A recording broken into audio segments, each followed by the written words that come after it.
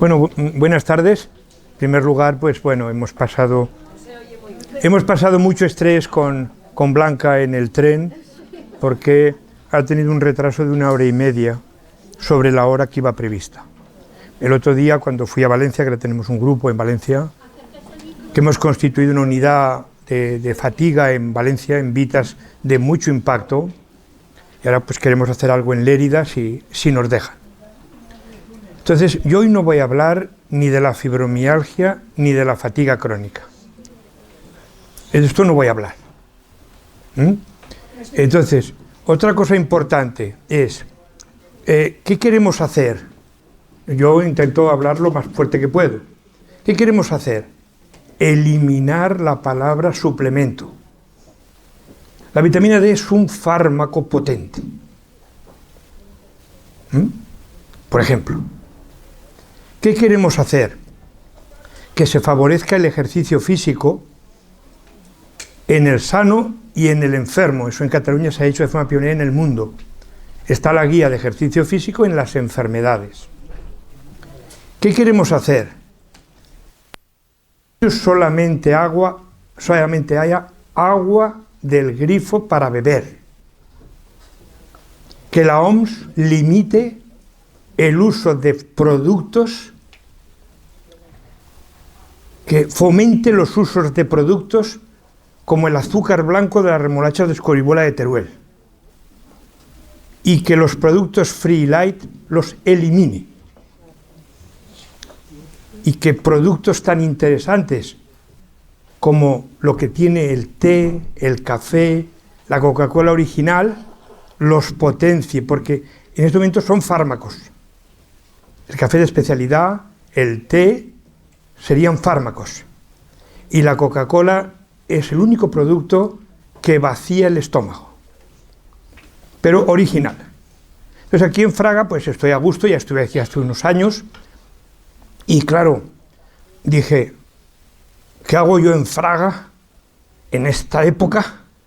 Que no hay ni época de higos ni de melocotones. ¿Qué demonios hago allí? Entonces me he encontrado con mis amigos y me han dicho, pero estamos terminando las cerezas. Vale. Entonces con muchas ganas voy a explicar cosas con el optimismo de que muy probablemente el síndrome de fatiga crónica en un periodo de 10 años entre en remisión completa. La biomedicina ha hecho que el SIDA haya pasado en el 84 de aguda mortal a crónica sin síntomas y no contagia. Los especialistas en SIDA se han quedado sin trabajo. Los fármacos de la hepatitis C han hecho que el trasplante hepático en Vallebrón haya bajado a la mitad. Pues las enfermedades como fatiga crónica inmunomediadas se controlarán. Pero nunca un experto en lupus, en Crohn, habla de curación. Los SIDAs no se han curado. Se ha conseguido que el cuerpo no actúe contra él. Y yo he visto cómo se morían muchos pacientes muy jóvenes de esta enfermedad. Y eso es fruto de la investigación. Entonces, en este momento estamos trabajando en un tema muy importante. Y es que un mecanismo común de muchas de estas enfermedades es la sensión central. Es un campo olvidado. El cerebro es complejo y tiene zonas muy especiales en desarrollo. Por eso, las enfermas cuando vienen a consulta, en el diagnóstico primero hay 19 enfermedades de media. En la primera visita. Tienen 19 enfermedades ya. Luego alguna pues ya ha llegado en este momento a 32. Hay un chico de Huesca que hoy no ha podido venir porque es colaborador de la Cruz Roja, ¿no? Desde su cama. Es un verdadero fenómeno de la administración que está enfermo. Hoy no ha podido venir porque es colaborador de Cáritas desde su cama. Entonces el grupo europeo tiene una red europea de trabajo financiada por las comisiones europeas, y hay enfermedades como la esclerosis múltiple que no la tienen la red. En el Vall d'Hebron se han dado una beca de investigar en Europa fibromialgia, síndrome de fatiga crónica y el intestino irritable de 6 millones de euros. Pero el doctor Santos, la doctora Pozo, que estudia el dolor de cabeza, la doctora Miral, o el tiempo que está en Vall d'Hebron, somos médicos de tercera división. Son de primera los del lupus, los del cáncer, que los admiro. Y nosotros, ¿por qué no? Nos hemos atrevido con enfermedades nuevas. Entonces, en el mundo, el problema de la fatiga se ha multiplicado por 8.000, porque en este momento ya hay diagnosticados 150 millones de enfermos con síndrome de fatiga crónica después de la COVID. Pero no tienen un long COVID y un COVID persistente, que eso es un cajón desastre. Tienen un síndrome de fatiga crónica después de haber pasado la COVID. Esto nos va a abrir muchas vías, una enfermedad de impacto mundial, porque afecta el cerebro y el músculo. Y luego 16 partes más que iremos desarrollando. No es una enfermedad rara, no es una enfermedad invisible, y es una enfermedad compleja. ¿Cómo se diagnostica? Haciendo la historia clínica, explorando al paciente, ¿no? Ahora que está de moda esto de la visita virtual, ¿no? Por el ordenador, la analítica, las exploraciones de imagen, la valoración del psicólogo. A mí cuando el enfermo me viene a ver con estas exploraciones, me explica perfectamente que tiene un síndrome de fatiga crónica o no, y todo esto sale normal. Todo lo que le han hecho es normal. Entonces lo que le voy a pedir a partir de entonces, todo sale mal. Eso es curioso, ¿no? Entonces, ¿cómo se diagnostica al paciente? Haciendo la historia clínica. El enfermo explica de manera clarísima: me levanto por la mañana y estoy mucho peor que cuando me acosté, y me limita más del 50% de mi actividad. Y un dato que es casi único en la enfermedad, y es que cuando descansa empeora. Esto es un dato casi solamente se ve en esta enfermedad. La enferma le falla la memoria, cuando hace un ejercicio no puede y se levanta mal. Y ya estamos. Síndrome de fatiga crónica. El estudiante, que tiene el cerebro bien, ha sacado 13,5 en selectividad, ¿no? Pues en la segunda consulta diagnostica al enfermo con precisión. No le dice posible, no le dice fatiga crónica, que es un síntoma, no, lo diagnostica con la historia clínica. Y eso se le explicó al juez el otro día en Lérida a una enferma que le dio la gran invalidez. Que eso es lo que hay que dar, la gran invalidez. Luego explicaré por qué. Pues bien, así se diagnostica al enfermo, hablando con el enfermo. ¿Qué prueba hacemos al paciente para saber si tiene migraña? Si alguna sale alterada, ya no tiene migraña. Tiene un tumor cerebral, tiene una inflamación, ¿no? Pues la migraña se trata con inmunoterapia. Y qué avances y qué cosas tan interesantes. Se diagnostica por la historia clínica. Y esto es lo único que es objetivo. Y esto se lo digo al juez. Y que conste en el juicio. Es lo único que es objetivo. La historia clínica. Entonces, ¿qué se ha hecho? Durante tiempo se ha ido trabajando en mejorar los criterios. ¿Qué enfermedad es confusión en este momento? La fibromialgia. Se define como una enfermedad del dolor en el año 90. Y ahora ya nadie sabe lo que es. Ya es sueño, fatiga. No, hay que definir bien las enfermedades. ¿Cuántos enfermos con lupus tienen fibromialgia? Con miastenia, con artritis reumatoide, el mismo porcentaje que el síndrome de fatiga crónica. Es una enfermedad que afecta al 6% de la población adulta y que es mucho más frecuente en enfermedades inmunomediadas. Pero no tiene nada que ver con el síndrome de fatiga crónica, solo que se asocia más a menudo. El enfermo tiene problemas. Yo cuando veo un paciente suelo tardar 6 horas en terminar de estudiarlo. El sueño no repara. Le cuesta empezar a dormir, se despierta muchas veces, el sueño es superficial, las piernas le dan botes y ronca por las noches. Todo eso se tiene que estudiar y hay que intentar que en los hospitales, que ya el enfermo no tiene que ir a dormir, sino que se puede llevar el aparato a casa y lo hace esto, que se haga el estudio del sueño, pero no va a ver si tiene apneas, porque el enfermo no entra en fase REM, la fase reparadora. Esto es un tema de mucha importancia.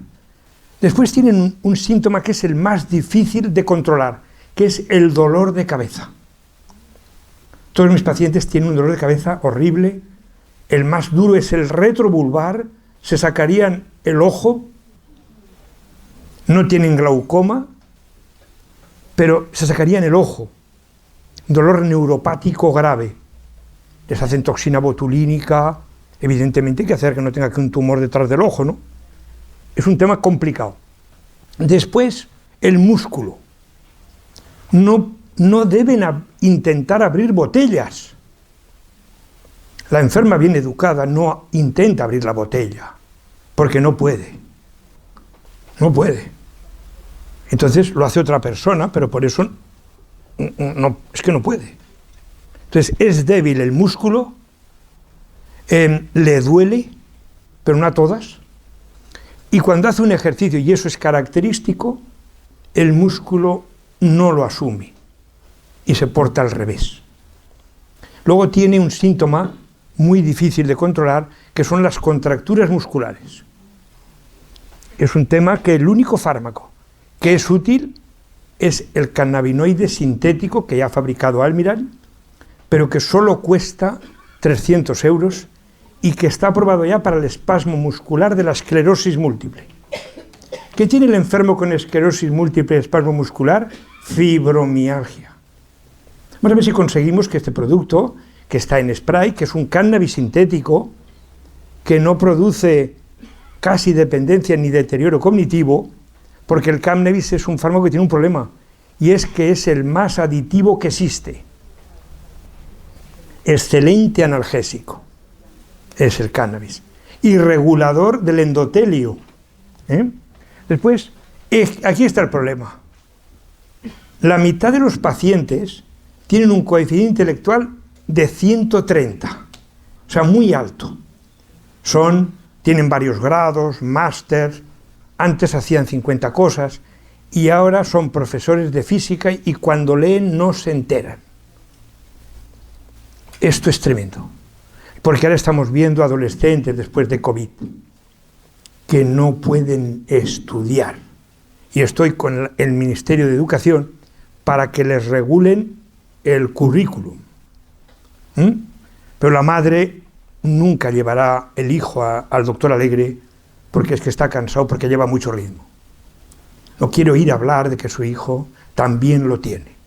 Entonces, al enfermo le falla la concentración, la memoria, la capacidad de aprender, la velocidad de procesar, y no le salen las palabras. Entonces, Manuel de Madre me decía a mí en los años 90, a ver, yo estoy en un sitio y no me entero de lo que dicen, y todos son chinos y el chino no lo domino. Me quería decir, no me entero, y cuando quiero decir micrófono no sale. Esto le suena. Pues esto es típico del paciente. Le falla el músculo, le falla el cerebro, le falla el sueño. Luego está el tema de la sensibilidad, la neurosensibilidad, que hablaremos progresivamente. Después le falla el sistema neurovegetativo. Se encarga de mantenerte de pie, del ritmo cardíaco, de ir de vientre, de orinar, todo relacionado con la vida íntima, el sudar. Y es de los porcentajes de los enfermos, que nosotros hemos controlado cerca de 5.000, como el tema de enfocar. El enfermo no puede enfocar. Y al enfermo con síndrome de fatiga crónica que va a tráfico y renueva el carné, le querían quitar el carné. Yo he dicho que modifiquen el carné, que lo hagan de día, por sitios que no pueden ir a alta velocidad, pero que no me parece mal que una persona con deterioro cognitivo no deba conducir. Eso es enormemente importante de cara al trabajo. La libido, en un estudio que hicimos con la Sociedad Española, está abolida en el 84%. Por eso la enferma, con mucha frecuencia, con su pareja, con los psicólogos que la llevan, pues se regala un juguete. Y está bien, porque el placer activa el parasimpático. pero el que ha hecho el juguete ha puesto silicona en la punta. ¿Y qué hay en esto que creo que se llama copa vaginal? Que hay enfermas que no la toleran. También hay silicona. Elemento peligrosísimo, igual que el látex. Entonces ya tenemos varias zonas del cerebro enfermas. Luego la enferma te dice, tengo décimas, me duele la garganta, me duelen las articulaciones, me salen llagas en la boca, cuando hace frío las manos se me ponen blancas. Y tú dices, esto es una enfermedad inmune. Y luego tenemos un síntoma nuevo, que es que no tolera los cambios de temperatura. Ustedes son de un área en la que hay un término nocivo en medicina, que es la niebla mental. Si yo a mi padre lo llevo al médico y lo diagnostica de demencia vascular y me dice que tiene niebla mental, lo denuncio. La niebla, y ustedes lo saben bien, desaparece. La niebla mental es un error grave. Se llama deterioro cognitivo. Deterioro cognitivo. Y ustedes lo saben muy bien, el enfermo mañana va a cambiar el tiempo, ¿no? Esto le pasa también a los animales, ¿no? Y a las personas de ciencias reumáticas. El enfermo vive en Lérida, se va con su hermana a Huelva y está mejor. Eso no sabemos por qué es. Entonces nosotros medimos desde el principio lo que le impacta al enfermo, la fatiga. Pasa un cuestionario y vemos las grandes diferencias que hay entre las personas sanas, que son en color granate, y los enfermos. Hay grandes diferencias en el cuestionario del cansancio. La calidad de vida es la enfermedad que más deteriora la calidad de vida, porque la ELA, el cerebro le funciona bien. Y la ELA no es grave, ¿verdad? Hostia, sí lo es. Pero el cerebro le funciona bien. Entonces, la calidad de vida está en rojo. En medio estaría el trasplante hepático, la insuficiencia cardíaca, la artritis reumatoide. Con un matemático que le he dirigido la tesis, ya publicó en Nature antes de la tesis, está haciendo un robot para que con el cuestionario de calidad de vida una aplicación nos diga lo grave que está el paciente. Increíble. Haremos el diagnóstico y en 5 minutos tendremos la gravedad. Pero eso es porque tengo la suerte de trabajar con los matemáticos. Y ahora voy a trabajar con la UOC para tratar la neuromodulación y la fatiga crónica. Son universidades muy abiertas. En la Autónoma de Barcelona, una universidad que he sido profesor y mi hijo pues ha sido un alumno bastante brillante, no han entendido que esto tenía que estar allí y hay 8 profesores de hígado. Esto es preocupante, ¿no? En Harvard no pasa.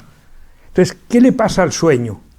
Que no entra en fase REM. Y cuando hacemos un cuestionario, grandes diferencias entre el sano y el paciente. O sea, todo lo medimos. Ahora vamos a medir qué le pasa cuando hace ejercicio. Esto, en Barcelona hay una persona que está en el top de las enfermedades de los grandes del mundo, que es Andreas Freiz, que está trabajando este tema. Podemos medir la capacidad física que tiene el enfermo. O sea, el juez no le dice al enfermo, no puedes trabajar de mozo de almacén por casualidad. El perito le explica lo que hay. Le hace una prueba un día y luego le hace otra prueba al otro día. ¿Eso es bueno para el enfermo? No. Eso es un desastre para el paciente. Le induce una fatiga severísima, varios días. Pero sabemos la severidad. Y vemos que hay una clasificación funcional de la función física. Y fíjense ustedes esto que pone VO2. En insuficiencia cardíaca, cuando el enfermo tiene 16, le trasplantan el corazón al paciente. Vamos a ver los primeros 1000 pacientes con fatiga que han hecho prueba de 2 días, cómo está el consumo de oxígeno. El 70% es COD. O sea, el oxígeno no entra en la célula, pero cuando le hacemos un pulsi, el oxígeno es normal, en sangre, pero no entra en la célula. Esto es un problema de calibre que lo permite medir. Después tenemos que valorar cómo funciona el cerebro, ¿no? El único hospital público que conozco yo que se empieza a hacer la prueba de ejercicio físico es el Vallebrón. Me ha costado 18 años y pelearme y poner en peligro mi trabajo para defender al paciente. Entonces, el deterioro cognitivo se tiene que medir y se mide con un especialista en neuropsicología que va a estudiar lo que le falla al enfermo. No voy a hacer algo para ver qué sale, no, lo que le falla al cerebro. Y hemos hecho un estudio pionero que dura 25 minutos, que está computarizado y que mide funciones. Eso es importante para los ensayos clínicos.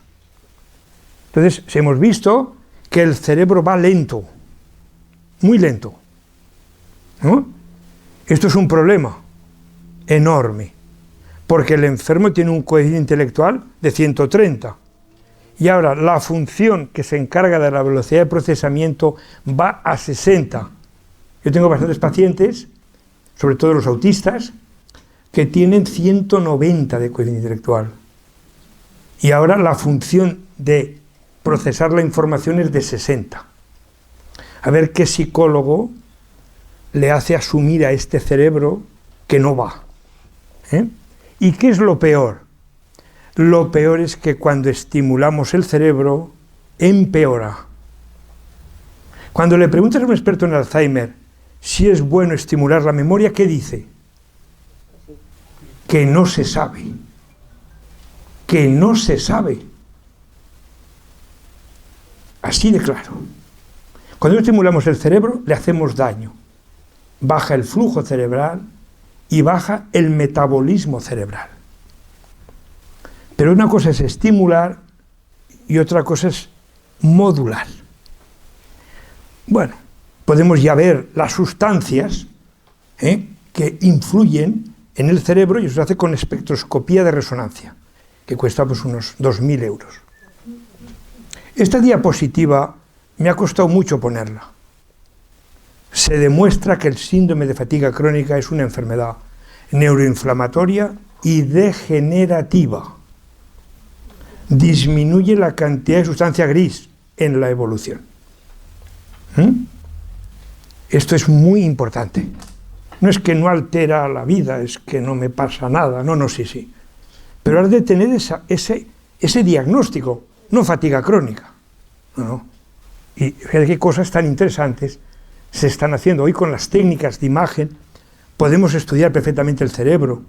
El cerebro está hipometabólico, hipovascularizado. Y cuando le hacemos terapia de inducción cognitiva, el enfermo empeora gravemente. Esto ha pasado en unidades post-COVID, que creo que han cerrado todas, de España, ¿no? Pues no sé por qué, pero yo ahí colaboré mucho para que se abriesen y me dieron un premio para tener un becario postdoc 4 años.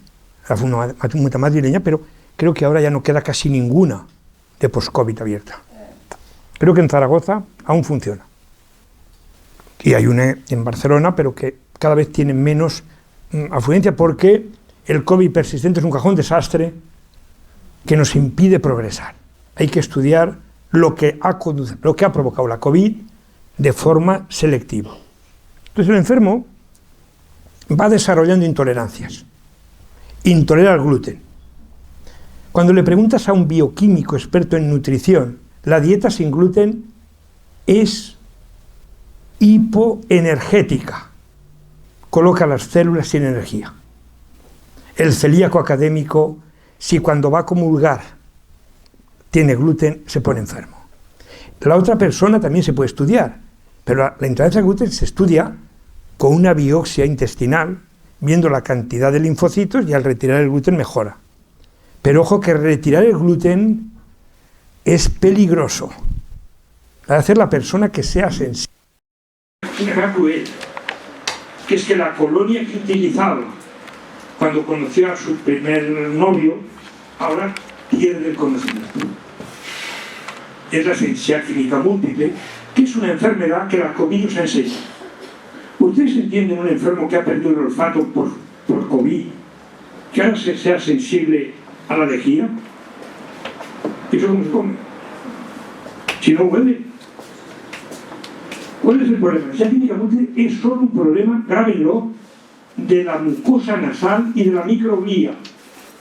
No tiene nada que ver con comer un producto, ponerte en la vena un químico. Es un problema de la mucosa nasal. Ya tenemos fármacos para la sensibilidad química múltiple que regulan la inflamación de la mucosa. Ya experimentable. El asma, a mí me lo explicaron en el Valle de los años 80, que era psicosomática. Lo ponen los apuntes. Ahora es una enfermedad de sensibilidad a productos, no de intoxicación, inflamatoria. La sensibilidad química múltiple es una enfermedad de exposición a un producto como el que tiene rinitis, conjuntivitis o asma y pasa por debajo de un árbol. No, a todos les pasa. La sensibilidad química múltiple hay que prevenirla. La enferma lleva siempre su mascarilla. Hay una enferma de Lérida que no la veo, pero tiene una de las mascarillas características, ¿no? La chica tiene altas capacidades, fue atleta en su país, modelo. Bueno, vino a la consulta en situaciones muy determinadas al principio de la visita, donde el obispo de Barcelona se limpia solo con ozono, y hay dos pacientes en la lista de espera solo. Hay que respetar ese clínico. Y la pregunta es, ¿en Lérida, en los hospitales, se respeta la sensibilidad química múltiple? Y en Aragón creo que aún no ha llegado, pero Lérida está en Cataluña, y en Cataluña es obligatorio. Yo he tenido una enferma en Vallebrón, cuando Rosa trabajaba conmigo, que estuvo 5 meses ingresada en quimio por su amenaza de parto, y en la puerta ponía la dirección: no se debe entrar con perfume, y lo respetaron 5 meses. 5 meses. Es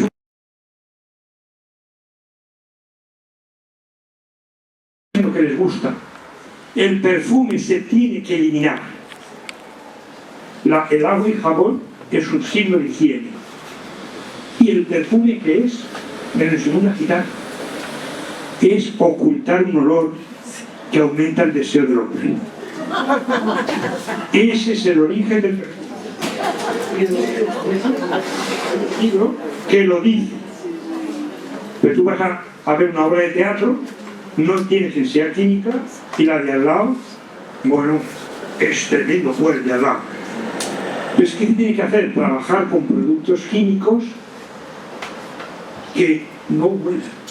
Las enfermas se ponen desodorantes que no huelen en la axila, y yo cuando voy a la consulta no llevo nunca ningún perfume, y las que trabajan conmigo, auxiliares, personas que trabajan en la administración, le digo a la que manda: dile esto, porque si le digo yo esto a una chica en la primera visita, igual tengo un problema legal.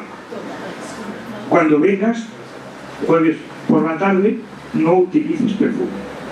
Y la administrativa no se pone perfume. Y eso es un tema grave. La enferma no tiene altos niveles de cobalto y mercurio, no. Es sensible a los metales. Y esto se hace con un test que también vale mucho dinero, en la que ponemos las células inmunes en contacto con el cobalto y el níquel. Otro problema, antes de decir, bueno, pues el níquel está en el euro, y un porcentaje alto de la población sana de Europa es sensible cutáneo al níquel. Eso es un problema. Pero se ha de ver no el nivel de mercurio, no, se ha de ver cómo responde el sistema inmune ante los metales. Esta es la enfermedad del siglo XXI. Yo he venido aquí para decir que, por favor, se inscriban al curso de Teruel que dirijo el mes que viene. Yo sigo el modelo americano.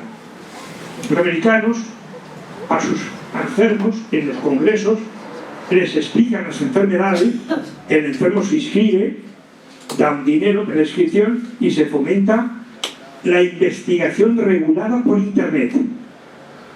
Hay una enferma que me envió un compendio del último mes de la fibro. 40 documentos que decían: yo curo la fibromialgia. Brutal. En las redes. Bebo agua del Segre y me curo. No, del que sé. Y la enferma dice: ¿dónde está este agua? Pero esto es una enfermedad que ahora tiene un drama. Ahora aparece el 6G. Y esto lo explicará Ceferino incluso. El 6G es una antena de telefonía móvil en cada móvil.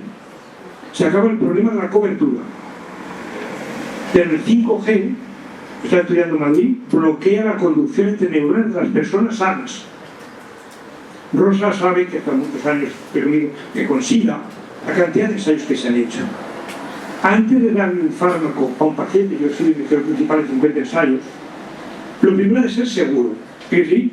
Y después, eficaz, pero primero seguro. En el Congreso Mundial de Móviles, ¿se presenta algún trabajo de seguridad del 5G? No. Y por eso en Suiza no hay 5G. Así es decir.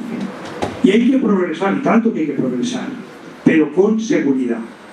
Aquí estamos estudiando una enfermedad nueva, que es el síndrome del edificio enfermo, que está reconocida por el Ministerio como entidad propia. La enferma va a trabajar enferma, y el sábado y el domingo no, a la calle. Claro. Lo hace el edificio. Luego conoceré a un chico que voy a hablar de este tema con él. En Suiza están trabajando con inteligencia artificial para diseñar un edificio sostenible. El otro día me invitaron al colegio de arquitectos, 500 arquitectos, escuchando las animaladas del doctor Abel. Así lo definían ellos. Pero que va, esta es una enfermedad terrible. Y el electromagnetismo. ¿Por qué yo tengo que pagar una multa en Barcelona por tener un coche de gasoil de 15 años si contamina el doble el coche eléctrico de mi vecino? Ahí nadie entra. ¿Qué harán cuando las placas ya no sirvan? Pues hay estudios que demuestran que un pozo de 2.000 kilómetros no sirve. ¿Por qué? Entonces, ¿cómo es rectal, urodinámica? Eso se puede hacer. Y se hace en todos los hospitales. Muchos enfermos están en unidad de motilidad intestinal. ¿Por qué? Yo tengo una enferma de Tarragona 65 días sin hacer de dieta. Tengo enfermas que no tienen fuerza para hacer de dieta. Hacen biofeedback intestinal. Y no les da en el alto los del intestino. Hay enfermas que cuando comen se atragantan. Para llevar algo al esófago, sobre todo los líquidos, tiene que haber una perfecta musculatura y una coordinación. Por eso hay enfermedades degenerativas cerebrales que el enfermo no puede beber agua, toma gelatina. Pero hay enfermos que se atragantan comiendo. Hay enfermos que cuando hablan se paran, pues no tienen fuerza. Y es que para hablar hay que tener musculatura y coordinación. Y primero poner el cerebro en marcha. Ayer me dijo una enferma que vive en el Vendrell: doctora, apúntelo. Ayer, tiene 42 años, me eché el vaso de agua por el jersey. Digo, bueno, dices que se me olvidó abrir la boca. ¿Qué? Tremendo. Es tremendo la enorme coordinación que hay. Entonces, que esto de aquí se puede medir también con un cuestionario. Y vemos las grandes diferencias entre los sanos y los enfermos. A mí siempre me ha gustado mucho el deporte y tengo ganas que con el doctor Pirao, que es el responsable del INEF de Lérida y que se encarga de la preparación de los equipos punteros de Lérida en deportes, pues hacer algo para que el enfermo con síndrome de fatiga crónica pueda ir a piscinas adaptadas de INEF de manera gratuita, puede pagar el ayuntamiento, para hacer ejercicio suave en agua que no esté fría. Ese es uno de los grandes analgésicos. Como lo es cuando tienes un dolor en un área y te pones calor seco. Como te pongas en una piscina fría a bailar zumba, pues la molió, se llama Guayín. Pero la enferma es bueno que vaya porque no puede estar en casa, ¿no? Entonces, con esto, ¿qué hicimos? Pues con el Barça hicimos un estudio y un grupo de la Politécnica de Barcelona para estudiar cómo funciona el sistema vegetativo poniendo una cinta en el pecho y una aplicación en el móvil. Se ha creado una empresa para financiar la aplicación. No hace falta poner al enfermo de pie. Ellos han publicado en hombres y en mujeres, porque el cuerpo de un hombre y una mujer en la respuesta no se parece en nada. En casi nada. Es verdad eso. Cuando escucho que esta es una enfermedad del género, me pongo nervioso. Porque el lupus, 10 son mujeres, un hombre. Y aquí también. Nunca he visto un médico que ante un dolor torácico, como es mujer, no la atienda. Nunca. Y no entro en este jardín. Porque esta enfermedad no es que sea de mujer, es que afecta más a la mujer por la genómica e inmunología, ¿no? Entonces, cuando hacemos estudios, vemos la gran variación entre el enfermo y el sano. Y hay secciones del Barça que cuando el jugador va a entrenar, si no varía la frecuencia cardíaca, no entrena. Ahora hay un jugador que se ha roto, ¿no? Que es valiente, ¿no? Es valiente. ¿Entiendes? Pero bueno, ahora se lo quieren llevar al mundial. No descansa. Los músculos se cansan y se rompen, ¿no? Este es un problema grave, el síndrome de sobreentrenamiento. Para hacer deporte, has de ir a ver que te vea un médico especialista para ver si puedes hacerlo. Y se llama correr, nadar o hacer bicicleta. Eso es deporte. El ejercicio físico imprescindible. La enferma con fatiga sabe que no puede hacer reposo prolongado, que está prohibido, porque se nos da peor. Y sabe que cuando fuerza algo, lo paga. Entonces, ya sabemos que hay un grupo de enfermos que tienen anticuerpos frente a las estructuras del sistema vegetativo. Esos enfermos, hay un vídeo que se llama Crónicos Ignorados, que está en televisión, que el grupo alemán les hacen plasmaféresis, recambio plasmático. ¿Qué se está haciendo en el Alzheimer precoz en la Fundación ACE de Barcelona? Plasmaféresis, recambiar el plasma. Que es muy importante. Luego están la gran cantidad de funciones anómalas que hay en el cerebro, enorme, que hacen que el paciente, cuando se pone de pie, el flujo cerebral disminuye. Pues una enferma no puede estar mucho tiempo de pie ni sentado. Si el enfermo se levanta peor que se acuesta, pasa algo en el ritmo circadiano. Pues la importancia que decía mi compañera, irte a dormir una hora y acostarte a otra. ¿Qué fármacos están prohibidos? Las benzodiazepinas. Alteran gravemente el sueño. El orfidal. En España hay 3 millones de personas tomando orfidal para dormir. Ahora que vas a la farmacia, ya tienes que dar el carnet de identidad para que te prescriban orfidal. Ya era hora. Porque son fármacos adictos. Son buenos ansiolíticos. Pero el tercer día te crean dependencia y tolerancia. Ya no sirven. Pero madre mía, todas mis enfermas toman ansiolíticos. El ritmo circadiano no tiene un manifiesto, está alterado. El enfermo por la noche está hipertrabajando y durante el día busca invernar. Y eso lo hará después de comer. Después de cada comida, el cuerpo entra en letargo. La persona sana. Y estamos trabajando con los ministerios para que después de comer no se haga ninguna reunión. Y después de comer no se haga ningún examen. Y el examen que sale en la tele cada año que es bueno, ¿no? Porque ese examen permite formar a grandes médicos, especialistas, que se hace de 4 a 8 de la tarde para destrozar el cerebro de un chaval que cuando empezó la ESO sabía que si no sacaba 3 de selectividad entraba en medicina, y ahora lo provocamos 4 horas después de comer. Pero hay un problema.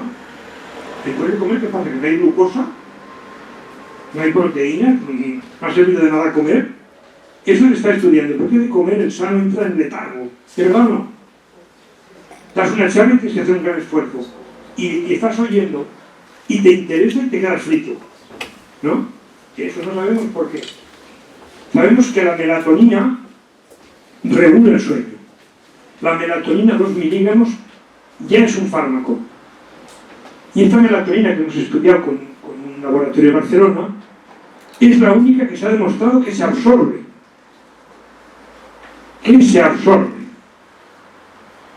Pero tú vas a una farmacia y hay 400 productos con melatonina. Después hemos visto, un trabajo reciente, cómo la temperatura cutánea, el enfermo parece que está ardiendo, se pone el termómetro está a 34. Eso es un síntoma grave de fatiga, que está muy grave. Pues la temperatura de la piel, mantenerte de pie, tiene que ver con el vaso sanguíneo. Hay una cosa que se llama endotelio. Ahí está una sustancia en el trabajo de todo el grupo con grandes biólogos. Cuando empieza a alterarse el endotelio del vaso sanguíneo, se empieza a deteriorar el cerebro.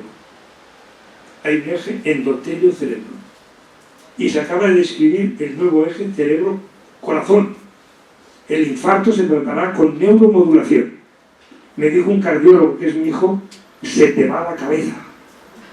Y acaba de venir de Filadelfia con grupos grandes de la electrofisiología. Pero es muy curioso, ¿eh? Ya tenemos otro órgano para tratar, el endotelio.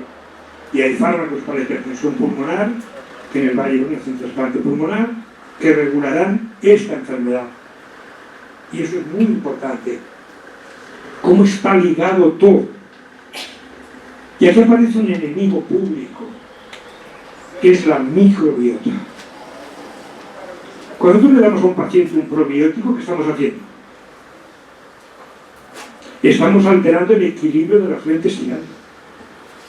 ¿Y qué lo hacemos a ojo? Cuando le damos un antibiótico, sabemos que llega al cerebro, que va a la próstata, ¿no? Cuando damos un probiótico en este momento, no sabemos lo que estamos haciendo. Sí, hay que darlo, sí, pero ese es el enfermo el que lo necesita o debemos de dar otro. ¿Bien? Y aquí está el problema. La microbiota. La microbiota de personas sanas que comen igual no tiene nada que ver una con otra. Después, la importancia que tiene el enfrentarnos con una estructura nociva, que es la membrana del cerebro. No deja pasar las bacterias, no deja pasar los fármacos, y los oncólogos dicen que la quimioterapia induce deterioro cognitivo. Pues ya, si no pasa el cerebro la sustancia, ¿cómo va a producirlo? Ahí está la fatiga del superviviente de cáncer. El 10% de los que sobreviven desarrollan un síndrome de fatiga crónica grave. Y los oncólogos los envían al psico-oncólogo. En Estados Unidos no, Baselga, un gran oncólogo que murió en promoción, cuando creó esa unidad empezó a labrarse el camino para que le echasen del hospital. Entonces vemos, nos ha enseñado la COVID, que en el cerebro hay una parte fundamental, que es lo que describió Cajal, la microglía, que son las células que aguantan las neuronas. Eso está hiperactivo. ¿Qué me emociona? Decir que tengo 50 enfermas que cuando se mueran, su cerebro será estudiado para esta enfermedad. Eso es un gran regalo. Estudiar nuestro cerebro es un privilegio. Eso hay que hacerlo. No sé si son 40 euros y se utiliza para investigar. Bien, está claro. Hemos de utilizar elementos de medida en nuestro trabajo en la Universidad de Pekín. Nos manejamos con la sensibilidad central. Hemos estudiado al enfermo con síndrome de fatiga crónica, y ahora vemos que cumple criterios de fibromialgia. Y resulta que la fibromialgia, los trabajos son microglía, neutrofilia, inflamación sistémica. Hace 2 años el grupo de la Universidad de Karolinska demuestra que la fibromialgia se puede pasar del humano al animal de experimentación. Pero es psicológica. ¿Qué hicieron en Suecia? Una proteína que hay en la piel del enfermo con fibromialgia y que no está en el sano, la purifican, entrenan al ratón y le ponen la proteína a un ratón y a otro. Y al que le ponen la proteína desarrolla fibromialgia.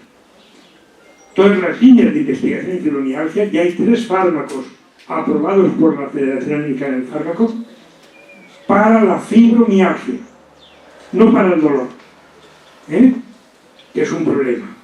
El enfermo con fibromialgia tiene que ir directamente a la clínica del dolor, porque ahí van los pacientes con dolor, que es rebelde el tratamiento, la neuralgia del trigémino, el herpético, ¿no? Es que tienen que estar todos ahí. ¿Por qué? Porque es muy difícil controlar el dolor. Pero la duloxetina, la pregabalina y la mirtazapina están aprobadas para la fibromialgia. Y cuando le preguntas a un reumatólogo, dice que no hay fármacos, ¿no? Yo admiro a los reumatólogos porque fueron los primeros que trabajaron con esta enfermedad, ¿no? Entonces, ¿qué se ha visto? Pues que hay muchas alteraciones, pero no tiene que ver con la psicología. Este estudio que les comentaba, que ha becado el grupo europeo para estudiar la relación entre la fibromialgia, el síndrome de fatiga crónica y el síndrome del intestino irritable. Luego hablaré cosas para que la pareja de mi compañera, que no estaba hablando en el tren, no me llegue a los mozos de escuadra de Lérida. Es lo del síndrome del intestino irritable. El estómago del enfermo con fatiga no se mueve. No se mueve. La sensación de plenitud es continua. El intestino está inflamado y lo hacemos trabajar. ¿Verdad que cuando interrumpes un tobillo mientras hacen trabajar? No. No se mueve al revés. Un día la enferma pasa del estreñimiento a tener deposiciones diarias, otro día se le escapa la caja. Yo tengo enfermas con estos síntomas y van al psiquiatra. Pues me parece bien, pero llegar al psiquiatra pues porque tiene una patología o sintomatología psiquiátrica. Ya tenemos moléculas que los antígenos bacterianos los expresan mejor. Y sabemos, hemos demostrado por primera vez, eso es una noticia muy mala, que las bacterias pasan libremente a la sangre desde el intestino. Cuando le damos a un enfermo un yogur con bacterias vivas, eso pasa a la sangre. Se llama kefir. Y está en un estudio con trasplante de heces. La cápsula, no se le va a dar así comiendo, ¿no? Y eso es peligroso. Los expertos en microbiota dicen que hay que regular la flora, no dar más bacterias al jaleo. La microbiota está enferma, la permeabilidad lo hemos demostrado, el intestino está inflamado y se mueve como le parece por la disfunción autonómica. Ahora le vamos a hacer trabajar, que es comer. Y si no come, será una de las últimas diapos, pero será un problema. Entonces, ¿cómo colocamos? ¿Qué hacemos? ¿No comemos? Cuando no comes, me acuerdo que estaba en la escuela allí en Teruel de pastor y me llevaba poca comida y el estómago hacía ¿no? Pues bien, este es un problema, ¿no? El comer. Y luego todo lo que tú des se ha de demostrar que se absorbe. El magnesio es el mejor laxante natural que existe. ¿Por qué? Porque no se absorbe. Es lo que le dan a las chicas de mi pueblo jóvenes cuando llevan 3 días sin obrar, que se llama así, y le dan 2 cucharadas de una botella roja que es líquido blanco. El magnesio no se absorbe bien. Y esto es real. Es que es esto del síndrome de la vejiga irritable o la cistitis. Son enfermas que tienen infecciones de orina continuas sin bacteria. Pero no crece nunca la bacteria, ¿no?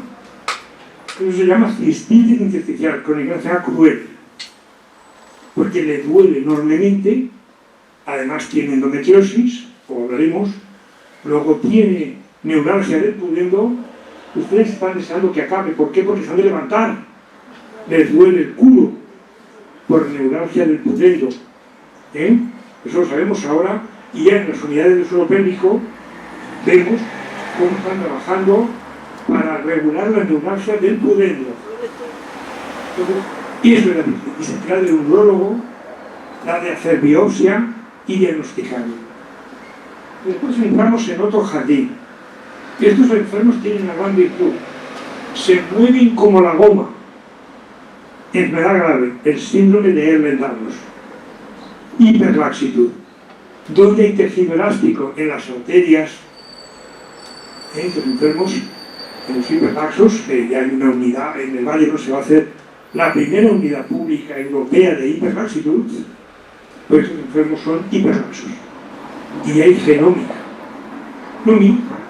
Bueno, se mueve como la goma, es perfeccionista como yo, se levanta cansada, de joven tuvo dolores del crecimiento y ahora no va bien en matemáticas. Digo, la quiero ver. Y tu madre me explicó en su investigación. Bien, esto es otra cosa que hará aumentar el precio del pan. El autismo produce fatiga, pero los enfermos con autismo creen que es una condición. Me han dicho que van a abrir una unidad de menopausia en un hospital público de España. ¿Están de acuerdo ustedes? ¿Sí o no? Yo hablo sin filtro. ¿Ustedes no se mojan? Si tienen 40 años, va al médico, porque engorda. Estás lenta hablando, el colesterol está alto y tienes hipotiroidismo, te dan hormonas. Y tú vas al médico que está muy cansado, tiene 48 años, y dice el doctor, tengo unos sofocos que no puedo. Y el médico está cansado hace una pregunta estúpida. ¿Desde cuándo? Y el médico, ¿qué me ha acabado el título? Ahora voy a seguir. Desde que no tengo la regla. Entonces, los sofocos en la menopausia. Una cosa que lo induce demostrado es el déficit hormonal ovárico. Luego, si el hipotiroidismo es una enfermedad, la menopausia es un déficit hormonal. Si digo que es una enfermedad, supera a Trump en el dictobón. Pero, ojo que está muy bien que abran unidades de menopausia psicológica. Claro que sí. Pues es muy importante porque produce síntomas duros, ¿no? Y se trata con hormonas. Si tienes el gen, el cáncer genital, pero si no, sí. Porque a tu hija, que está educada sexualmente, el ginecólogo le prescribe anticonceptivos. Este no tiene riesgo de cáncer. Claro. Es muy importante el tratamiento de la menopausia con hormonas. Entonces, el autismo, el déficit de atención, ya se consideran enfermedades de sensibilidad central. Y hay fármacos para el síndrome de hiperactividad. Estamos estudiando la inmunidad en el autismo. ¿Qué dicen los psiquiatras que son expertos en autismo? Que no sé diagnosticar el enfermo de autismo. Que es depresión. A mí. El que tiene altas capacidades, que es el autista, ahora ya no tiene altas capacidades. Que está cansado. Estamos trabajando con un grupo muy importante.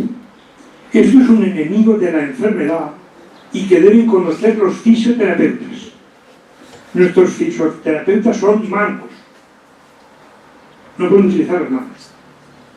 El enfermo tendrá lesiones de artrosis cervical, artrosis lumbar, tendrá problemas en las manos de artrosis, los tendones enfermarán todos, el hombro, el codo, el túnel carpiano, la fascitis plantar, la prochanteritis. Y a esta mujer le hacemos estiramientos, ¿no? ¡Wow! O sea, es tremendo, ¿no? Estirar. ¿Qué quieres? ¿Estirando qué haces? Ahora los deportistas no estiran en el entrenamiento. No, hacen otras cosas. Cuando el enfermo tiene una patología local y tú haces calor local o fisioterapia, una contractura, ¿qué? Pero a un enfermo con dolor y fatiga, no le regales un masaje. Y sobre todo no le regales una sauna, porque se puede morir por el ritmo cardíaco. Ir a un balneario, a comer cosas correctas, estar en el baño con agua a una temperatura caliente y hablar con 3 amigos, eso es extraordinario. Pero ojo, que en la sauna pone, si tiene una enfermedad cardíaca, pues entonces, si tiene fatiga crónica, ya es una nueva enfermedad cardíaca. Entonces, esto hay que tenerlo en cuenta, porque todas estas enfermedades tienen tratamientos. La artritis, la tendinitis, no, como tienes fibro, no. Y yo soy el primero que me equivoco. En el 90 una enfermedad me dio el hombro, digo, es que tienes fibromialgia. Me trae a los 3 meses una eco, los tendones estaban calcificados. Yo pensé, Dios mío, abre la cabeza, ¿no? Pues tienen osteoporosis, pero cuando tienen la regla, o sea, increíble. La osteoporosis, ¿qué es? Una nueva enfermedad inflamatoria. ¿Cuál es el tratamiento de la osteoporosis? La inmunoterapia. Eso es el tratamiento de la osteoporosis. ¿Tiene que ver la osteoporosis con las hormonas? Discutible. Es una enfermedad inflamatoria, igual que la arteriosclerosis. Son enfermedades inflamatorias. Y esta enfermedad induce síndrome metabólico. Cuando le ponen al enfermo una prótesis de cadera, ¿el cuerpo qué hace? Un grupo de enfermos hacen, después de la prótesis, un síndrome crónica, porque le ponen cemento al hueso. Y en el hueso está donde se fabrica la sangre. Ahora no sirve aquello de te quito el pecho, tienes un cáncer y te pongo una prótesis, ¿no? Pero no es locura ponerle la grasa. La grasa del enfermo con obesidad es una bomba inflamatoria. Por eso le duele la pared abdominal del enfermo. Y cuando pones la grasa en el pecho, que son esos grandes cirujanos plásticos, pues el pecho reacciona y hace queloides que cuesta cicatrizar, consolidar. Me estoy diciendo muchas cosas que me encuentro el precio del pan. Pero la enferma tiene 30 años, colesterol 300, como tiene la regla anterior, y no fuma, pues no le bajo el colesterol. O le doy arroz rojo. El arroz rojo es la base biológica de las estatinas y produce dolor agudo muscular y produce miopatía. No puede. Estos enfermos no pueden probar las estatinas en el arroz rojo. Toman un fármaco que es el Lecetrol, porque hay que evitar que induzca dolor, pero hay que tratarlo. Los triglicéridos, la diabetes. Mis pacientes toman ya metformina antes de ser diabéticos. A metformina, con un grupo de Sevilla, un investigador demostró que mejoraba la fibromialgia porque activaban un inflamosoma. Lo echaron del laboratorio y dejó de tener financiación. Ahora la metformina es el fármaco de oro. Todos los enfermos que tomaban metformina y se infectaron por la primera cepa de COVID, ninguno ha hecho post-COVID, porque regula el inflamosoma que demostró por tener salud. Es un fármaco de oro. Bueno, la metformina. El enfermo la de tolerad. Y los fármacos nuevos para la obesidad, con urgencia tiene que empezar a tomar el paciente, porque el enfermo va a ser obeso. Va a ser obeso, lo hace su enfermedad. Y entonces yo tengo ya 200 enfermas operadas de obesidad mórbida. Algunas 2 veces ya. Y el cirujano se le dice, te opero porque pesas 109 kilos, pero esto volverá a pasar.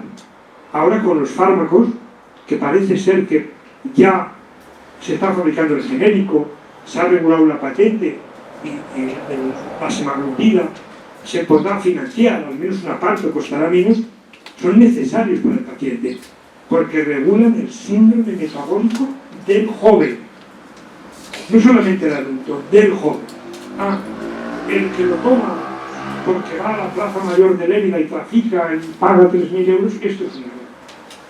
La automedicación no se acepta ni en las chicas jóvenes que llevan ibuprofeno en el bolso porque cuando les duele la regla duele. Lo ha de hacer un médico eso, pero lo vemos lógico, ¿no? Que lleven eso, porque es un antianalgésico extraordinario para los adolescentes. Esto es un tema muy importante porque la enfermedad de la evolución va a ser diabética, pero está delgada, ¿no? Y esto es muy interesante porque cuando esto pasa ya está alterándose el endotelio y ya se considera el síndrome de fatiga crónica una enfermedad de riesgo vascular independiente. Ya te tratan los factores de la tensión, del colesterol, de los triglicéridos. Luego el enfermo tiene más enemigos. El 40% tienen anticuerpos frente al tiroides. Hacen hipotiroidismo inmune, un fenómeno inmune. Después tiene endometriosis, una enfermedad muy difícil de diagnosticar y que es inmunológica, no endocrina, de difícil diagnóstico. Tienen vulvodinia, les duelen los genitales que se los arrancaría como el ojo, pero no hay lesión. Es una expresión de la neuralgia. Tienen dolor en las relaciones porque la vagina está inflamada. Hacen un recuento celular como en la orina y hay polimorfios nucleares. Se ponen nódulos de blasfemina y mejoran. Y luego, ojo, porque cuando empieza a doler vulva, puede empezar una enfermedad cruel, que es el lichen planus. Tengo una cara que me dijo, doctor, me ha dicho mi médico que ahora tengo el lupus en mis partes. Pues ¿cómo acaba el lichen planus esclerobulbar? Desaparecen los labios genitales. Se llama esclero atrófico. Hay grandes dermatólogos y se está haciendo inmunoterapia. Después, como no hay nada que se quede en su sitio, el enfermo tiene un síntoma cruel, que son los ruidos en el oído. Y además no oye bien, pero es hipersensible al ruido. Entonces, cuando lo estudia el otorrino todo sale bien, porque el problema está en el cerebro. Entonces, ya hay grupos de trabajo que trabajan con rigor el protocolo clínico. Después del médico, ¿quién viene? La artista de la medicina, el diplomado en enfermería, porque está capacitada para cuidar a la gente. Yo tengo una amiga de Zaga que le dieron un premio en el Congreso Mundial de Enfermería por diseñar un programa de cuidado del síndrome de fatiga crónica. Increíble. Esta chica es una buena enfermera. Cuando conocía al enfermo, ella organizaba sesiones de información de expertos y la dirección del hospital te dejaba el salón de actos. ¡Chapó! La enfermera es importante en educación, en cuidados y en adherencia.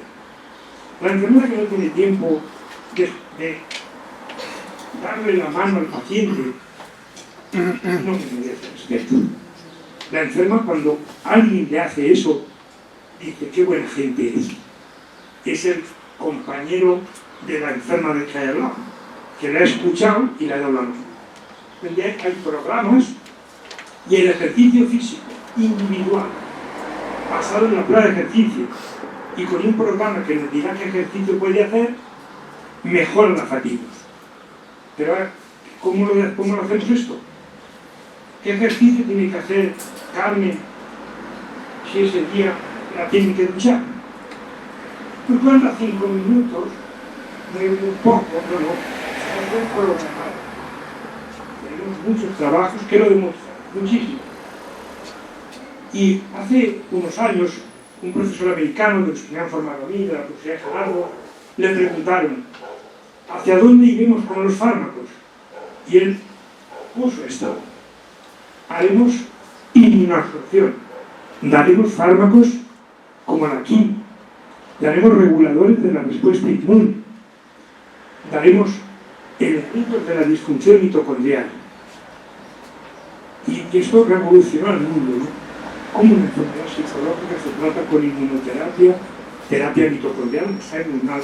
yo escuchar al último conferenciante porque va a hablar de un tema interesantísimo, que es la mitocondria. Entonces, cuando mi carnal Ibai me decía, usted cuando se jubile, que no será nunca, se preguntará por qué su madre le dotó de un don, desde que se preguntase por qué desde los 2 años. Es lo que hice con los enfermos. Escucharlos y preguntarle por qué. Entonces un chico me dijo, yo me sale leche por el pezón. Y cuando tengo una relación con mi mujer, el pene tarda 20 minutos en ponerse flácido. Ahora ya me envía al psiquiatra, ¿no? Y bueno, ¿qué pasa? Fabrica prolactina para regular la respuesta inmune, fabrica la función de vitamina D, y como tiene pez mamario, sale leche. ¿Y quién hace que el pene se haga pequeño? Cuando salen los prolactinas. Eso hace parasimpático. Por eso los hombres, cuando tenemos una relación con la cabeza, nos quedamos fritos en pocos minutos, porque estimula el parasimpático y hace sueño reparador. La enferma cuando tiene una sensación de placer y no se ha cansado, mejora, tiene sueño reparador. Estoy aquí, hermanos decían, doctor, que yo por la tarde me quedé sin ella, pero no encontré el cruce para cargar el móvil. Le hacíamos una prueba y veíamos que bajaba la temperatura corporal. Cuando corres un débil al invierno, no te dan de ropa, no te pones más. Entonces hablabas con un experto y decía, vete, falla la mitocondria. Pues el segundo, estudiabas la mitocondria, hablabas con el biólogo y demostramos que la cantidad de coenzima Q10, la cantidad de ATP, que es la molécula de la energía, estaba gravemente disminuida en el paciente. No en la sangre, en la célula. Y que un marcador de inflamación que pone, pero usted, estaba muy alta y se expresaba mal la mitocondria. Hablamos con un laboratorio, diseñó un coenzima Q10 con NADH y tenemos un ensayo clínico, uno tomaba placebo, otro tomaba el fármaco, y ¿qué pasó? Que mejoró el coenzima Q10. En azul están los que tomaron placebo, en rojo los pacientes. Mejoró el ATP. Por primera vez se demostraba que algo aumentaba el ATP, la molécula de energía. ¿Qué dieta le va a hacer un paciente que no tiene ATP? Está gravemente desnutrido. Esto le pasa a los obesos mórbidos. No tiene energía el músculo. Hay que ponerlo a régimen porque está gordo. ¿Quién ha demostrado que el comer engorda? Y que el reposo engorda tampoco. Pero se transmite de generación en generación. ¿No? Una gitana me enseñó qué es comer mal. Porque la había ido a la consulta, ¿no? De medicina interna. Dice, la semana pasada no tenía ni para comer bien ni me sigue. Eso es comer mal. Digo, te doy la nota. Esta gitana me regalaba cada vez que venía una planta, que es la que vendía en el mercado de Vilasar para que lo que sacaba comía sus hijos. Me hizo. Cuando descubrí por qué. Yo tengo publicado revistas muy importantes que hacen que hoy el coenzima Q10 NADH ya tendría condición científica de fármaco. La vitamina D, el hierro, la vitamina B12 son fármacos. Tienen indicación al déficit de vitamina D, a la perniciosa, al déficit de hierro. Claro que sí. Entonces, cuando tú haces una valoración en la literatura de esta enfermedad, que se han publicado 1000 trabajos este año, pues ves que cuando repasan los primeros trabajos, el primer autor es el biólogo de fatiga del Vallebrón. Eso no lo decimos nosotros, lo dice la metodología científica. Lo que han estudiado, ¿no? Que yo hablo en nombre de esta gente que me han enseñado tanto. Y ya existen grupos que están ensayando la terapia mitocondrial para el síndrome de fatiga crónica. La D-ribosa ya la ha aprobado la Federación Americana del Fármaco para el síndrome de fatiga crónica. Y todo esto son suplementos. Pero no, ya son la melatonina, es un fármaco, por encima Q10, pero ojo, se ha de absorber. Y ahí está el precio del producto, ¿no? Entonces, ¿qué modelo seguimos de estudio? Pues seguimos el modelo genómico. La COVID nos ha enseñado que hoy yo ya voy a la UCI. Hombre, más de 50 hipertenso del grupo A la UCI. Entre hipertenso y inteligencia artificial. Hay los que enfermos tienen gran posibilidad de hacerse una fatiga crónica. Vemos enfermos, la enferma de Huesca, la madre y la hija ante la COVID en función de fatiga crónica. La hija tiene currículum adaptado, 82% de mensualidad, reconocimiento de movilidad y dependencia de grado 3. Chapó. No tiene ningún síntoma de depresión. Está estudiando con currículum adaptado. Y hay mujeres que no han pedido una memoria, bueno, tienen que pelearse a la incapacidad. Entonces, la genética está clara. El enfermo que hace su respuesta depende del sistema y del genómico. Entonces se va a publicar el trabajo en inglés con casi 5.000 pacientes que han hecho estudios genómicos. En fibromialgia, ya lo que manifiesto. Después hay una sustancia que es el estrés. Estimular el cerebro, el músculo y ponerte de pie es un estrés. El elemento está bien estudiado, el virus. Las bacterias intracelulares, la brucelosis, la Leigh, la tuberculosis, los virus, el 2% de los infectados harán un síndrome de fatiga crónica. Yo ayer que miré si alguno de los grupos de la infectología argentina, no pude hablar con Molina, que lo conoce, un grande, el jefe de servicio de Valleón, un grande de la medicina tropical, y efectivamente, y hay un primer trabajo del antivirus y el síndrome de fatiga crónica. Porque en Argentina ese virus es como la Plaza Cataluña en Barcelona. Lo que pasa es que ese virus ahora se ha transformado, ha mutado y afecta de hombre a hombre. ¿Qué pasará cuando el virus que está en Collserola, en Barcelona, que solamente afecta a los jabalíes y a los cerdos que bajan a comer cosas que llega a los containers de Vallebrón, del cuidado, mute y pase al hombre? A un problema. Este es un problema grande. Este virus es malo porque el 30% de los que tienen síntomas se pueden morir. La COVID, esto no lo tenía, era menor, pero las secuelas de la COVID es un problema de salud pública mundial, ¿no? Porque es grave la cantidad de enfermos que no pueden trabajar. Este modelo, seguimos el sistema inmune, el síndrome metabólico y el eje endocrino. ¿Qué hacemos en estos años? Pues gracias a la fundación del laboratorio Esteve, 4 millones de euros, tenemos el banco europeo más importante de genómica que está en Salamanca. Ya tenemos los primeros genes. La ribonucleasa L, luego explicaré qué significó en mi cerebro este gen, ¿no? La ribonucleasa L. Tenemos los genes que predispondrán a la fatiga. Sabemos que está la epigenética. Se acaba de estudiar la relación que hay entre los genes del bisnieto holandés cuando su bisabuelo estuvo en un campo de concentración. Pues ha heredado su genes. La epigenética es un modelo experimental de fatiga y ahí está el síndrome de la guerra del Golfo. Personas que fueron a la guerra y hicieron un síndrome de fatiga crónica. Tenían un gen que alteraba la desaparición del espectro que está en todas las guerras. Así van los marines a 50 grados fuera para protegerse de la guerra química. Pero el oxígeno pasaba, ¿no?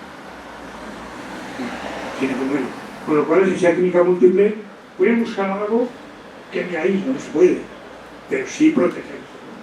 Entonces, la cantidad de virus que están implicados en bacterias tiene un problema grave, que es el síndrome postinfeccioso. Yo voy a proponer a mis amigos infecciosos que algunos de ustedes pues que hagan una unidad del seguimiento del paciente con infección intracelular, ¿no? Ahí está el dengue, el ébola. Y entonces, ¿qué ha hecho la COVID?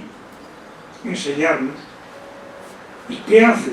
El trabajo que acaba de publicar Harvard, un grupo de enfermos, las secuelas que ven sus pacientes, que ha hecho la COVID, diabetes, cistitis, neumonía.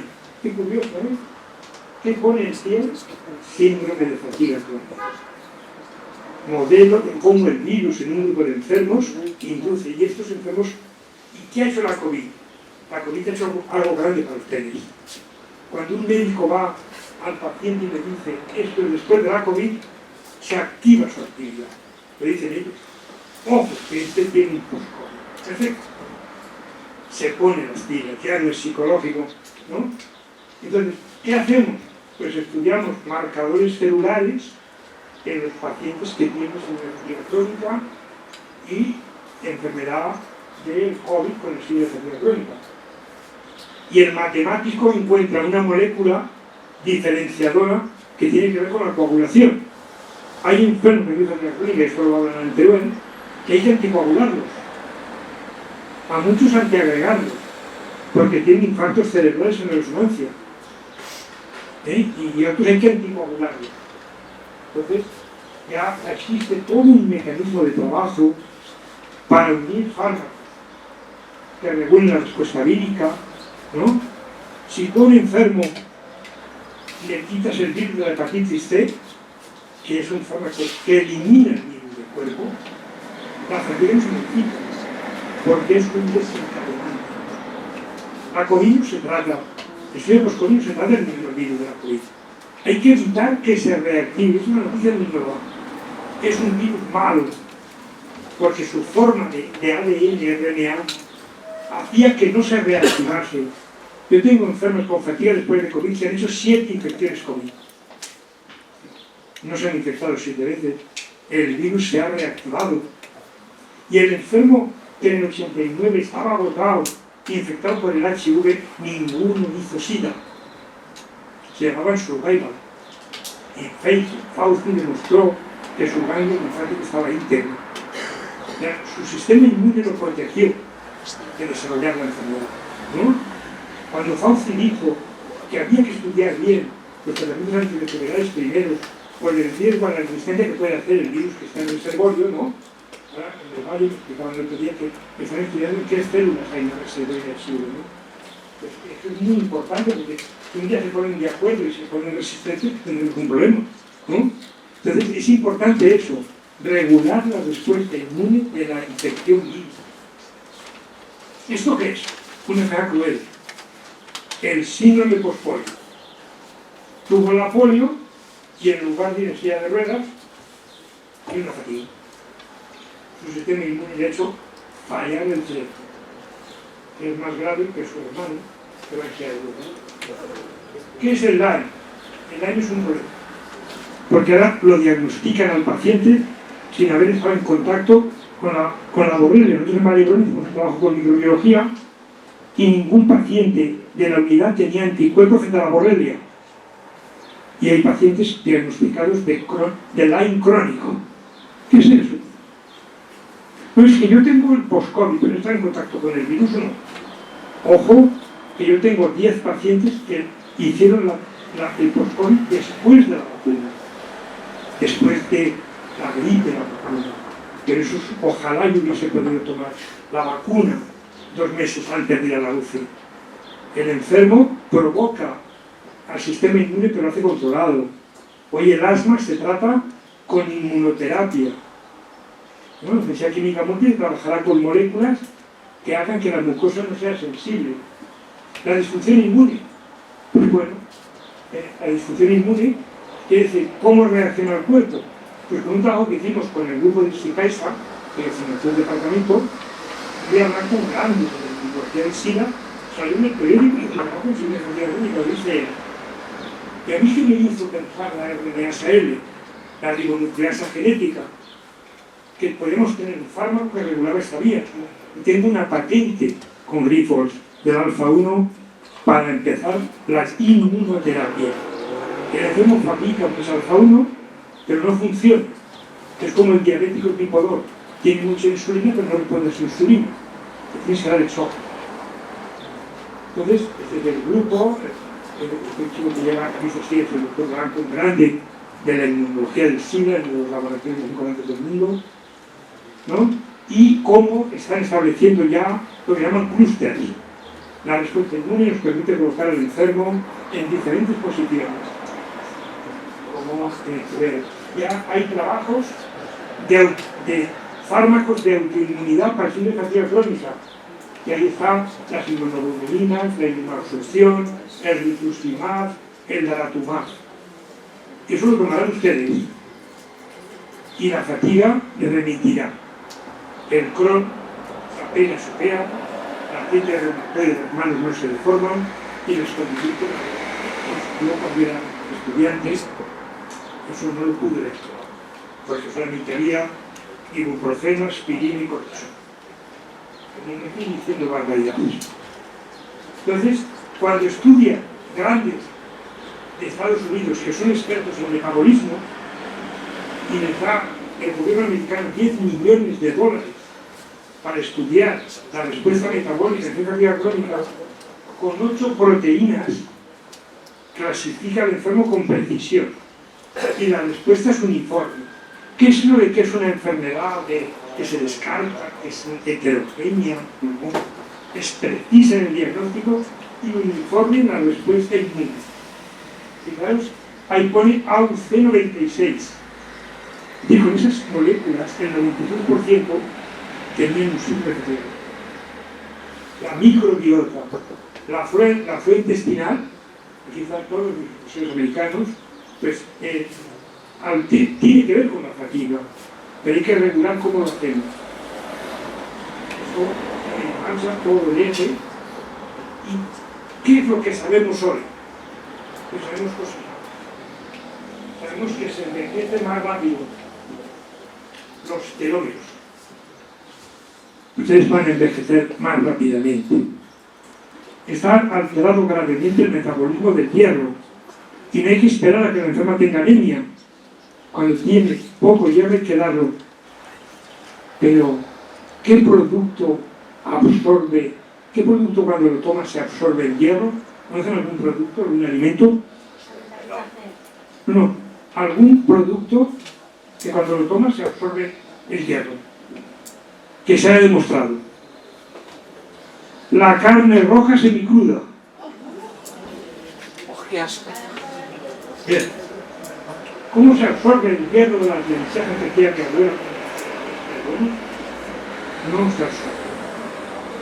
Ni con limón, ni con papas. Y esto es muy importante.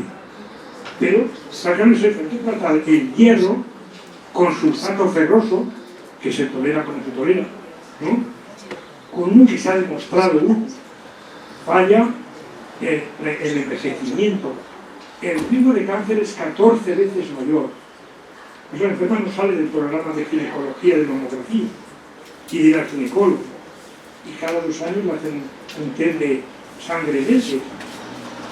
Es alarmista, ¿no? Cuando el cáncer debe ser en la piel, ojo, ¿no? Ojo que puede ser el problema. Pasan la piel ulcerosa y el espólico. Y a mí me gusta cuando el maestro, Alonso de Harvard, dice que el Pepe Alegre y su equipo ha perdido el tiempo, ¿no? Esto lo hace una cosa importante de biología, es que tiene que estar la mitocondria. El mundo circadiano, la activación mastocítica que hay en el entrado, el síndrome de la fibra pequeña, el sistema celular, el anticuerpo. Tenemos perdido el tiempo. Y tengo amigos que han estado en Harvard, tienen fatiga y Omaros le dice, el grupo de Valladolid trabaja en serio. ¿Por qué? Y yo soy un pastor de Valladolid. Entonces, ¿qué ocurre? Que ya están desarrollándose modelos animales. Ayer envié una revista para que se empiecen a desarrollar los modelos animales femeninos, ¿no? para que podamos estudiar el síndrome de fatiga crónica en el modelo animal. Bien, ya hay muchas propuestas. Entonces yo voy a terminar con esto. Con este grupo de genios hemos demostrado este año que el síndrome de fatiga crónica es una enfermedad biológica. Los pacientes no tienen ATP en las células musculares ni cerebrales. Cuando más se consume ATP es cuando entras en fase REM durmiendo. Cuando estás durmiendo y el sueño repara, es cuando se consume gran cantidad de ATP, más que cuando calculas un problema o levantas una piedra. Eso es muy muerto. Entonces nosotros decíamos, ¿por qué el ATP y un microbiólogo alemán que trabaja con nosotros en Europa demostró que cuando alguien se enfrenta a algo, por ejemplo un virus, primero se pone la guerra civil, las citoquinas, y después el cuerpo, como ve que va a perder, se hace el muerto. Y en la última me quedé sin capacidad de moverme. Porque mis células reguladoras, que es el premio Nobel este año, dijo, se va a morir. Y entre mi cuerpo que hizo, rendirse. Y me quedé sin él. Eso es lo que le pasa al enfermo con fatiga, hace una recreación médica. Se queda sin energía. Y nosotros nos preguntamos, ¿y por qué hace eso el cuerpo? ¿No? Que es un mecanismo de defensa. Entonces hablamos con un grupo de ingenieros de la Autónoma, que madre mía, fabrican mandíbulas, fémures, aortas. Es un nuevo grado que es la ingeniería de aplicación molecular en medicina, que fabrican estas. Se acabó la prótesis mamaria, que puede hacer con 3D, ¿no? Y sin doxa, ¿no? Entonces, este grupo ha fabricado células musculares normales con 3D, pero el comportamiento es de una célula viva. Entonces, hemos puesto el suelo del enfermo y en contacto con la célula, y hemos puesto el suelo del sano. Al poner el suelo del sano sobre una córnea, al poner el suelo del sano, al poner la revista en la que está fabricado, Biofabrication, ¿tú qué pintas? Aquí publican los arquitectos, los ingenieros de estructuras. Pues bueno, este grupo de gente tan grande que deberían recibir premios muy importantes, ¿no? Pues todo lo que le ha pasado al músculo cuando lo ponemos en contacto con las células del paciente, con la sangre del paciente.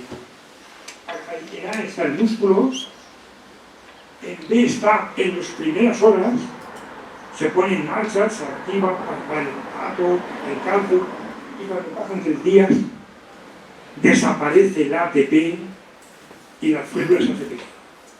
Que hay en vuestro suelo hay sustancias que destruyen el ATP. Primera demostración biológica, que es la realidad biológica. Y en la fibra, el grupo sueco demuestra que las proteínas del humano desarrollan la enfermedad, pero seguimos con que es psicológica invisible. Me da una pena cuando veo eso en el diario de Lérida, que admiro a la gente, ¿no? Que estuvo Jordi el otro día, que dijo cosas, una enferma me envió el recorte del periódico, Jordi tampoco quiere contar. No se tiene en cuenta el dolor de joven, es porque está creciendo. Entonces, este es el curso de Teruel, y esta es toda, que me imagino que harán difusión. Si no se inscribe la gente, la semana que viene se cerrará el curso, porque es una condición, espero que alguien se apunte, y tú imagínate que vas a tener. Tienes 2 nietos, van a Dinápolis, tu marido se va a la tercera vida, y ese es el origen de lo que se heredan, que la familia vaya con el que va a aprender espiritual de él, de historia. El curso de universidad de Teruel, cuando yo estaba cubría el 60% de las plazas hospitaleras de la provincia de junio a octubre, porque los hijos iban a un parque o prima parte y la mujer iba al curso. Esperéis que se apunte. Y esto es, pero para que haga una foto, ya que te da alguna tarjetita. Y entonces el grupo en este momento está trabajando en el mes de junio y se hace por vía telemática. Se puede hacer por vía telemática también. Entonces, el diagnóstico, en que investigamos y lo grave que está. Nuestra meta ahora es ver lo grave que está el enfermo. Y hay que tener ideas. Si mis enfermos de que habló en la semana de la alcachofa, en cada restaurante, el que va a comer, como están, recuerdo de Benito Roca, dicen los de Peñíscola que las cogen en terreno de Peñíscola, pero lo que está claro es que están buenas. Pues si cada uno que va a un restaurante en la semana da €1 para la investigación, Imagínate lo que aportaría. Y algunos probablemente dirían, pero entonces la iniciativa no. Y además le explicaría en un díptico que es esto. En Lérida, pero vamos a hacer una cosa que está muy buena, los caracoles. Pero hay que tener ideas. De hecho, hay ciertos políticos, y ahora quiero liarla, porque soy fanático del flamenco, en San Fernando. Camarón nació ahí. Vamos a hacer un homenaje a Camarón con Melina Pastori, que también es de ahí. Y le daremos un estadio. Y luego, hablando del flamenco, ¿quién canta flamenco de puta madre? Rosalía. Pero mi hija, que es fanática, dice que si en el Festival de Primavera de la playa de Barcelona, que van 20.000, a la playa 40.000, se pone a cantar flamenco, todos se van al agua. Ya las que lo están viendo. Pero es chica que me han dicho que es grande, que es culme, que el cantar de flamenco es brutal. Eso es lo que quiero explicar. Una enfermedad que es pesada, que produce incapacidad física e intelectual medible, que afecta a más de 16 órganos y sistemas, y que estamos ya con líneas de tratamiento. Cada uno es importante. El psicólogo, el fisioterapeuta, el especialista en nutrición, la enfermera, son necesarios, ¿no? Pero hay que ir con muchísimo cuidado porque hay que saber todo lo que le pasa al enfermo. Porque si no, claro, estiramos la filosofía correcta y ahora tiene lo mismo. Quiero entregar más. Ya está lo que hay.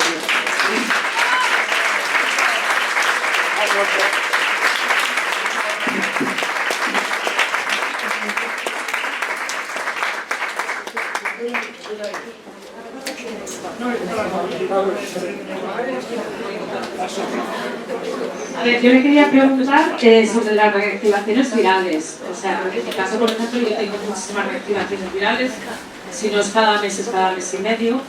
Y el inmunólogo me dice que claro, que mi cuerpo pues, es así. Y como has hablado ustedes de las reactivaciones virales, me gustaría saber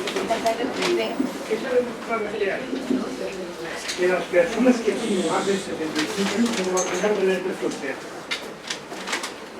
Porque los vacunados por el herpes zóster hacen menos deterioro cognitivo.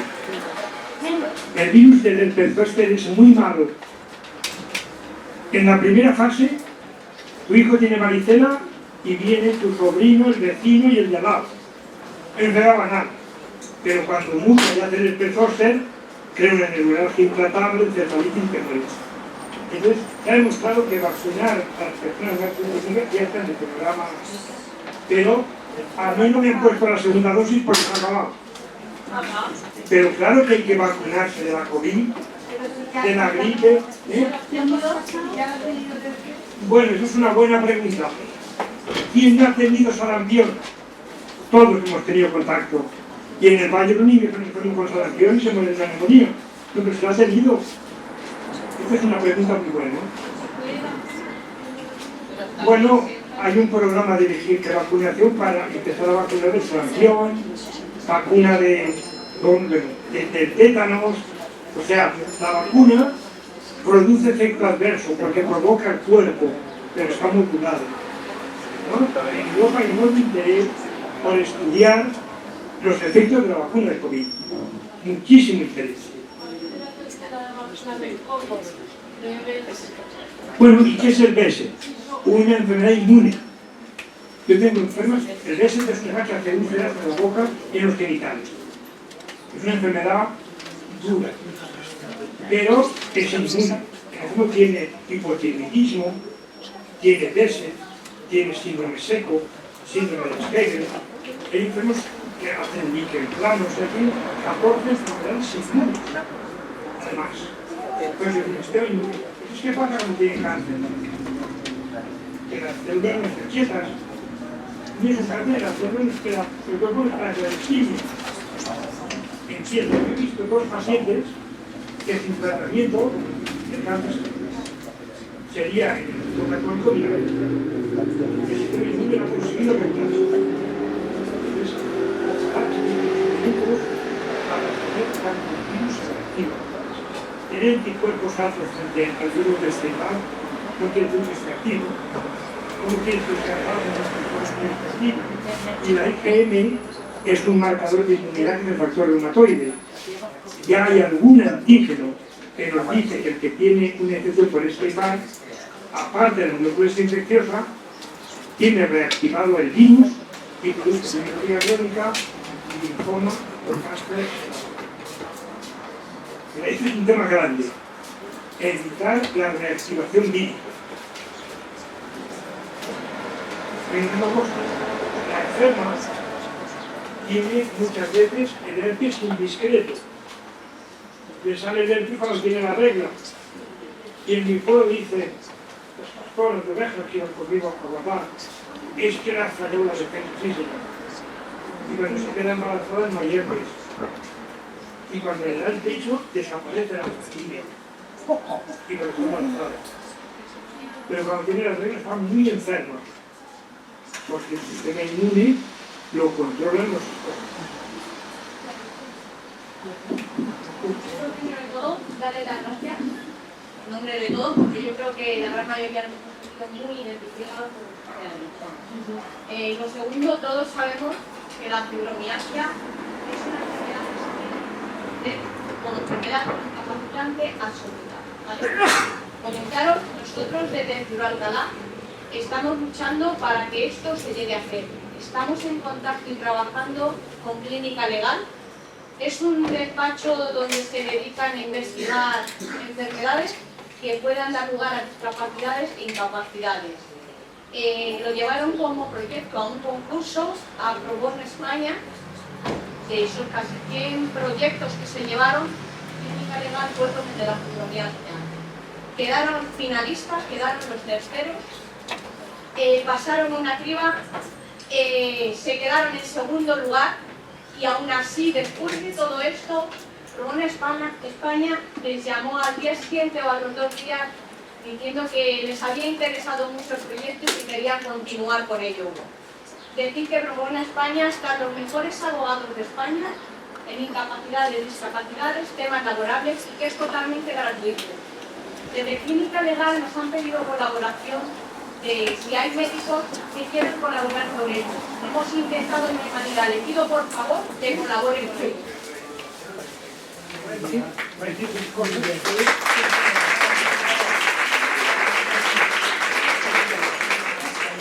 Yo soy profesor en Barcelona, regla de CONFEC,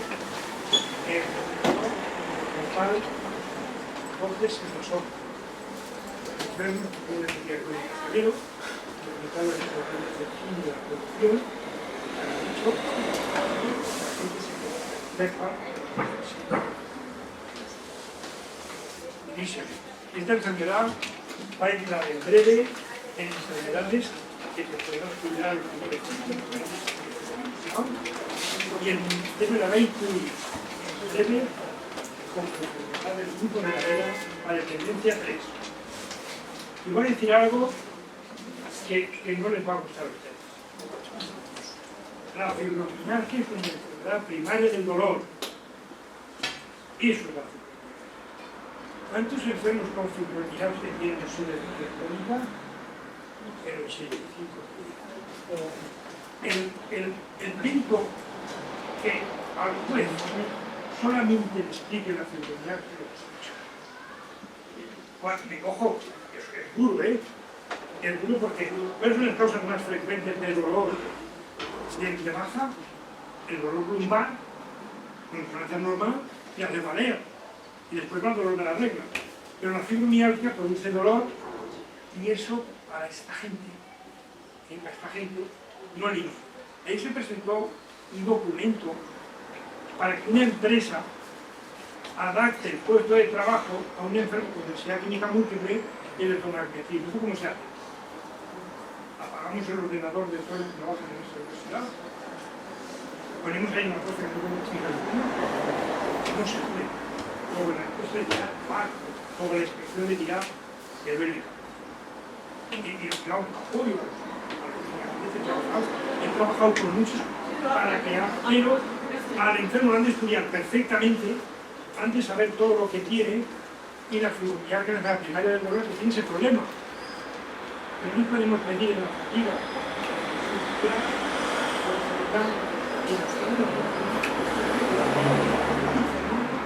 asociado lineal. Yo, encantado de contacto con ellos, colaborador absoluto de ellos, porque es muy importante. El médico le explica al juez cómo es el consumo de oxígeno de María, que es menor que el que le trasplantan el Falcón. Cómo va a trabajar en su termosa de almacén. Y le explica que le falla la concentración, que no puede aprender, y es profesor de física. El juez no le da la incapacidad. El otro día me preguntó un juez en técnica, ¿esta enferma la tienen que luchar? Le dije sí. Y claro, sacó la reanimación. Porque claro, si no puedes trabajar físico-intelectual, no puedes estar vendiendo sus cuartos de horas y también luchar, pues se llama gran invalidez o incapacidad absoluta como tendencia de realizar. Yo aplaudo los camiones políticos que hacen esto. Los primeros que, perdón,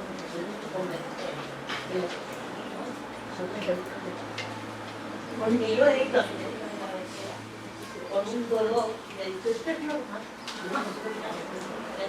Yo sobre esto voy a hacer un comentario que con todas consecuencias que he trabajado, pero siempre he dicho una cosa, yo nunca voy a convertir. Porque hemos formado con Fernando Solar a los médicos de primaria y plata y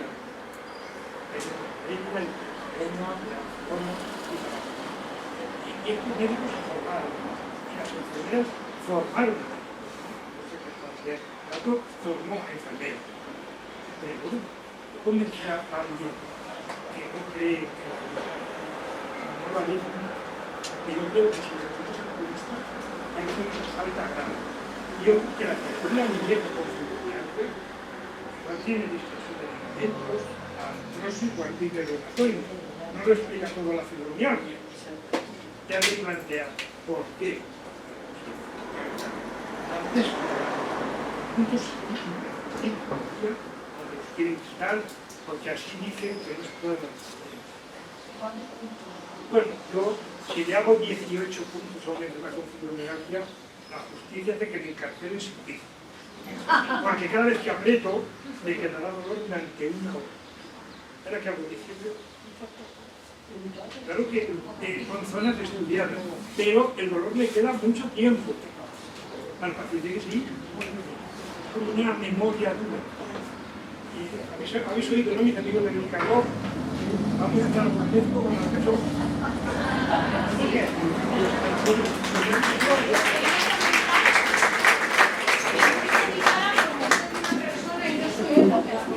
no me importa experiencia.